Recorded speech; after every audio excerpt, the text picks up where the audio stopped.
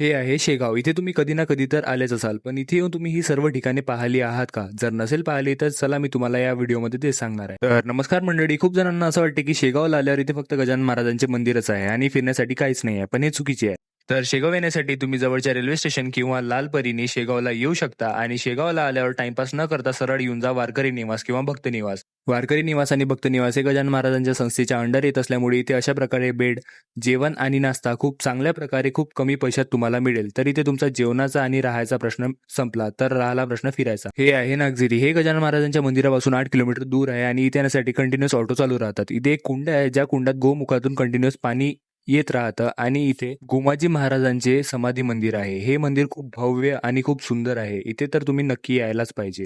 त्यानंतर हा आहे कृष्णाजीचा मळा. हा मळा गजानन महाराजांच्या मंदिरापासून 1 किलोमीटर दूर आहे आणि इथे तुम्ही इझिली चालत येऊ शकता आणि इथे येऊन तुम्हाला खूप प्रसन्न आणि शांत वाटेल, कारण की हा मळा प्रॉपर शेतामध्ये आहे. हा मळा पाहिल्यानंतर तुम्ही जाऊ शकता महालक्ष्मी मंदिर. हे मंदिर गजानन महाराजांच्या मंदिरापासून 6 किलोमीटर दूर आहे आणि तुम्ही इथे अटेंड येऊ शकता. इथे येऊन महालक्ष्मीचे आणि बालाजीचे दर्शन घेऊन याच मंदिरात खाली 12ही ज्योतिर्लिंग स्थापित आहे. तुम्ही इथे 12 पण ज्योतिर्लिंगांचे दर्शन घेऊ शकता. आणि हे आहे आनंद सागर. हे फायनली चालू झालं आहे, पण इथे सध्या कन्स्ट्रक्शनच चालू आहे. हे काही दिवसात चालू होऊन जाईल. आणि अशा प्रकारे तुम्ही कंप्लीट शेगाव ट्रिप करू शकता प्लॅन. जर हा व्हिडिओ आवडला असेल तर लाईक आणि फॉलो नक्की करा. धन्यवाद.